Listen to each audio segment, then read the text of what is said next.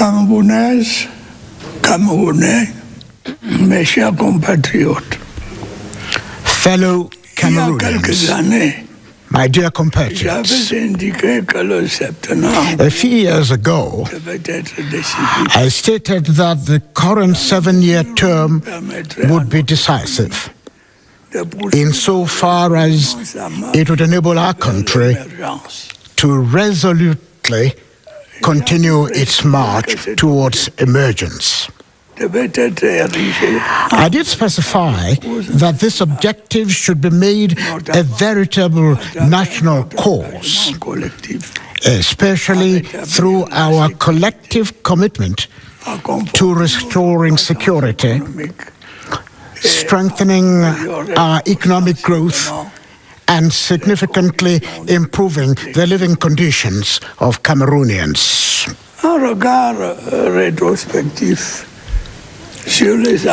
In hindsight, the years that have gone by since then show that great strides have been made in each of these areas.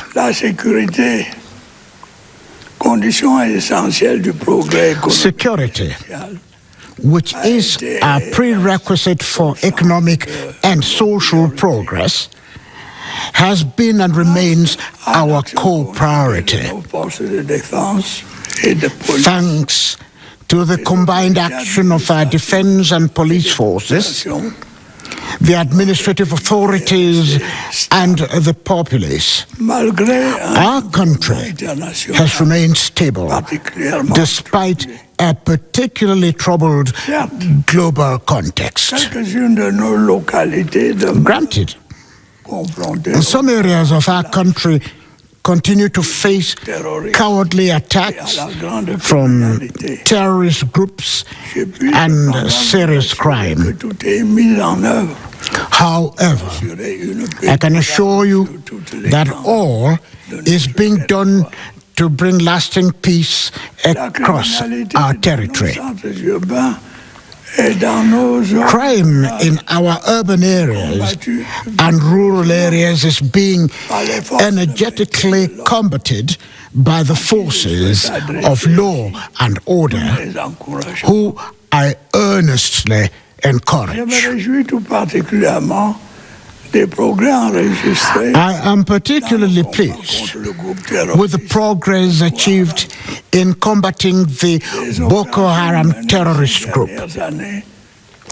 The operations carried out in recent years by our armed forces in the far north region have severely curbed the destructive capacity of these terrorists, who are now reduced to attacking only innocent civilians. I have also noted that the reconstruction of the northwest and southwest regions is progressing despite the atrocities being committed by some armed gangs which continue to target mainly the civilian population. It can never be overemphasized that the separatist cause championed by these purportedly enlightened beings is doomed to failure. Cameroon will remain one and indivisible. Such is the wish of the overwhelming majority of our compatriots. This is the very essence of the mandate given to me, and I will never fail to deliver it. My dear compatriots, you know my attachment to national unity, progress, and peace. You are witnesses of the action the government has been taking for years under my leadership to bring an end to this security crisis that is undermining the development of these regions and plunging many families into mourning. I take this opportunity to remind the members of this armed band that the nation is still reaching out to them.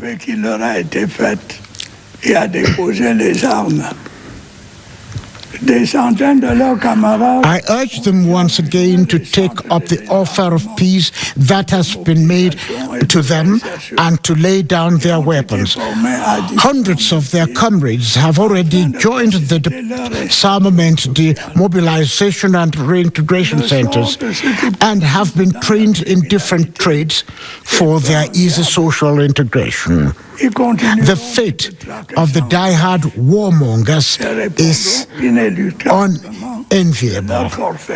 They will be relentlessly tracked down and will inevitably answer for their crimes. My dear compatriots, the consolidation of our country's economic growth is now real. Cameroon is regularly praised by the relevant financial bodies for its resilience despite a particularly difficult international context. Indeed, in recent years, we have had our share of exogenous shocks. The war in Eastern Europe, the Middle East conflict, the gloomy capital and commodity markets, climate disruptions, inflationary pressures, and oil price fluctuations have showed our growth prospects. Despite this particularly challenging global context, Cameroon's economy witnessed a renewed activity with an estimated growth rate of 3.8% in 2024, which is projected to reach 4.1% in 2025. Measures taken to limit speculative behavior and increase the supply of essential goods have helped to contain inflation at 5% this year, down from 7.4% in 2023. This trend is expected to continue in 2025 to stand at 4%. To reduce our trade balance deficit and ensure food sovereignty, the Integrated Agro-Pastoral and Fisheries Import Substitution Plan, which I announced last year, is starting to yield tangible outcomes. During this year, 452 tons of seed and 12,800 tons of flour were produced. Also, going forward, our list of exported products includes industrial products, notably aluminum. This trend should accelerate in 2025 thanks to the reform of the National Investment Corporation, making this body a veritable strategic lever for promoting productive investments in Cameroon. Furthermore, government has kept up efforts to rehabilitate and structurally transform our economy by progressively operationally the economic zones. Several initiatives have been undertaken to this regard, including the Kribi Port Authority's integrated industrial area dedicated to the processing of commodities such as cocoa, coffee, and rubber. With regard to cocoa in particular, the qualitative excellence promotion policy implemented in recent years has resulted in exceptional price levels benefiting producers. Similarly, 2 economic zones specializing in wood processing are being set up in Adea and Betua. Such is also the case of the agro-industrial technology hub at Wassa Babute via Nkoteng, which will be devoted to the production and processing of cereals, tubers, milk, and its byproducts. The industrialization of our country is taking shape by the day. The opening of the largest tile production plant in Central Africa in the locality of Bipaga in April, with the creation of over 2,500 direct jobs, is further proof of such industrialization. The dynamism of the industrial sector is also evidenced by the commissioning of a 6th cement plant in Cameroon, resulting in lower cement prices. There is no doubt that this booming sector forms the cornerstone of our country's legitimate aspiration to economic emergence. There are also bright prospects for developing the rich potential of our mining sector. The mining of the Kribilobe, Bipindi Grand Zambi, and Balam Nabeba iron deposits is imminent. The same holds for the Minim Matap bauxite, whose mining convention was signed last July. I am also convinced that the mastery of the marketing channels of our minerals will increase the volume of financial resources required to implement our development projects. My dear compatriots, my core concern since acceding to the helm of state has also been to improve the living conditions of Cameroonians.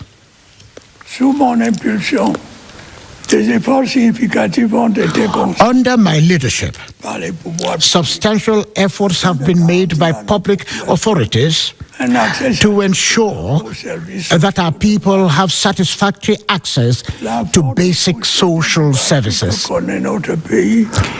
The current high population growth of our country has definitely reduced the impact of these efforts due to ever-increasing demands.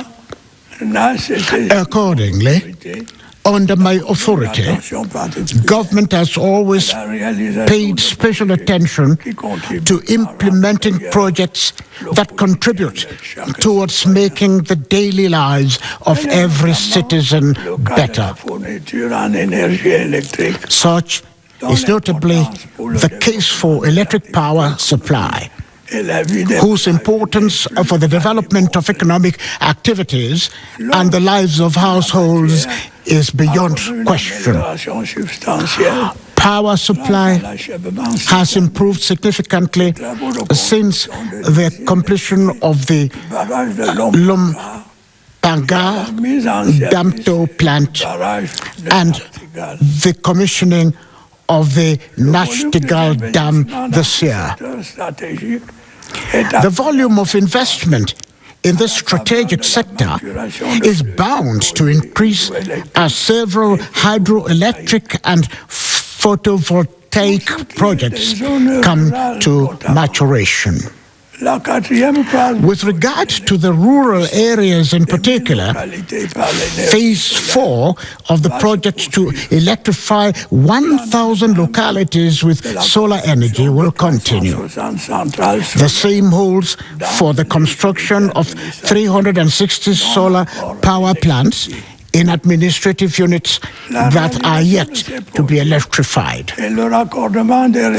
The completion of these projects and the interconnection of the southern and northern grids will ultimately reduce load shedding and narrow the energy gap between the southern and northern regions of our country. Drinking water supply is another major challenge that the government has taken up in recent years with commendable determination. The commissioning of the drinking water supply project for the city of Yaoundé has significantly improved coverage in this urban center. To further improve access, a campaign to connect 8,000 households to the drinking water network has been initiated in the city. In the city of Douala, the rehabilitation extension of the Japoma waterworks is ongoing, while the engineering studies for the drinking water supply mega project in the city have been completed. The upgrading of drinking water production facilities is ongoing in many secondary towns. Our ambition is to provide quality water in each of our localities to meet the expectations of our fellow citizens. At the same time, we will keep up our efforts to enhance health care delivery by upgrading hospital technical facilities and expanding the health map. The recently inaugurated Ngaoundere and Betua regional hospitals are part of such efforts. To improve this sector's performance, I have ordered the recruitment of 9,944 health workers over the next 5 years. This special recruitment initiative will not only help to reduce unemployment among young health sector graduates, but also significantly improve patient care. Also, dialogue between the government and trade unions is ongoing in a bid to address the aspirations and concerns of teachers. My dear compatriots, let me say a word about the road network. I am aware of your frustration about the deterioration of our urban and interurban roads. As you know, this situation significantly impacts economic activities and is often a major cause of traffic accidents. I can assure you that the current state of our road network does not reflect the efforts and sacrifices being made for its rehabilitation and expansion. The challenges in this sector are well known. Foremost among them is the availability of funding, followed by the impact of rainfall. I do not lose sight of governance issues, which undoubtedly call for firm and urgent measures. I will ensure that these issues are tackled. To address the situation, I have instructed the reorganization mobilization of the road fund with a view to enhancing its capacity to mobilize the funding required for road construction, rehabilitation, and maintenance projects. Despite the weaknesses I have outlined, we must not overlook the significant effort made in this sector. During the year drawing to an end, 446 kilometers of roads were paved nationwide, and 228 kilometers were rehabilitated. Other road rehabilitation projects will be launched in 2025, including the Bekoko, Limbe, Edenau, and the Mutengene-BIYA sections. Following extensive negotiations with donors, several long-anticipated road projects are now set to begin. These include the Ngaoundere-Garoua, the Aboloa-Akom-2 Kribi, and the Mora-Kuseri roads. Meanwhile, the construction of the urban sector of the Yaoundé-Simaleng motorway has started, and Phase 2 of the Yaoundé-Douala motorway is making progress. Fellow Cameroonians, my dear compatriots, the implementation of the projects I have just mentioned, and many others, require substantial financial resources. The said resources, as we are all aware, are becoming increasingly scarce and challenging to mobilize due to the prevailing global situation and the constraints inherent in our economy. To achieve our set development goals, we must improve governance access across all sections of activity.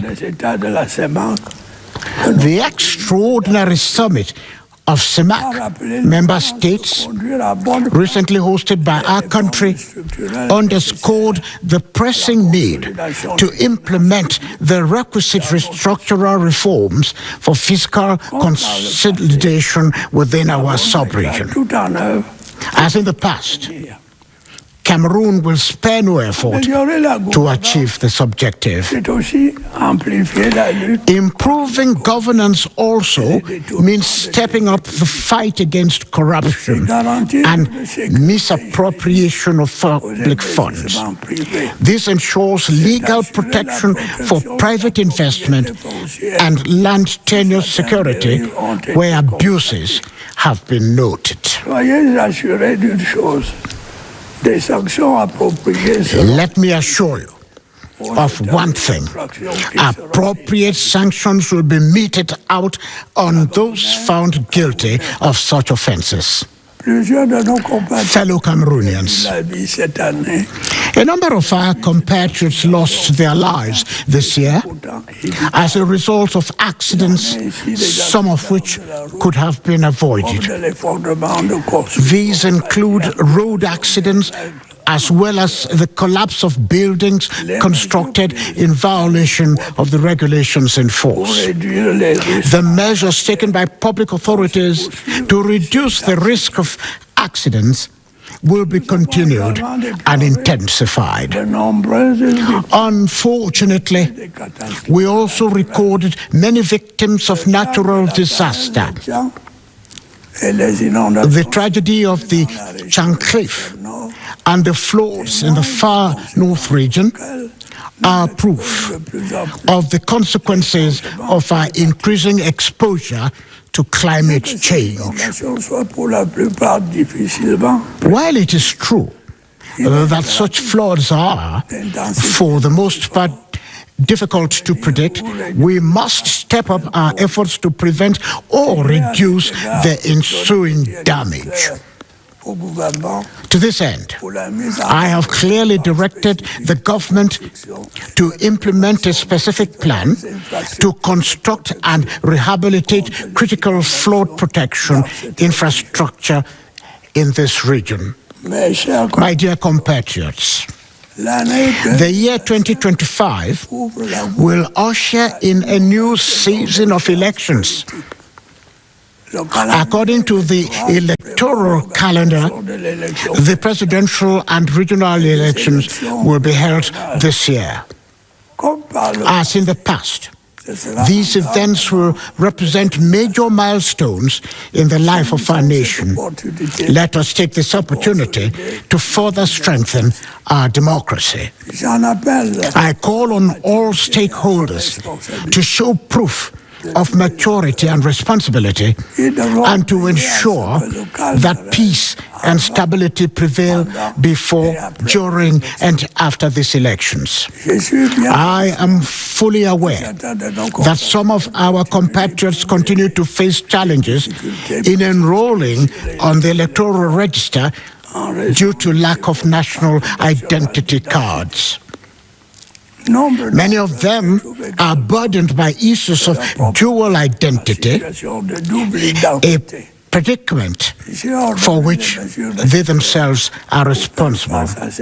To address this situation speedily, I have ordered that the requisite measures should be taken. Fellow Cameroonians, the year 2025 promises to be replete with challenges. However, there is not a shadow of a doubt in my mind that by remaining as united and cohesive as always, we will meet them. Yes, my dear compatriots, we will, as in the past, together turn these challenges into opportunities. Together, we will continue to move forward with determination in security and peace. I particularly appreciate the unwavering and massive support you have always given me over the years. It is this unwavering trust that has inspired my tireless effort to meet your aspirations. Your trust is both an honor and a compass for my actions in steering our beloved and beautiful country. I can assure you that my resolve to serve you remains steadfast and grows stronger by the day as we address the immense challenges facing us. Fellow Cameroonians, my dear compatriots, it is now time for me to extend to each and every one of you my best wishes for a happy and prosperous New Year 2025. Long live the Republic, long live Cameroon.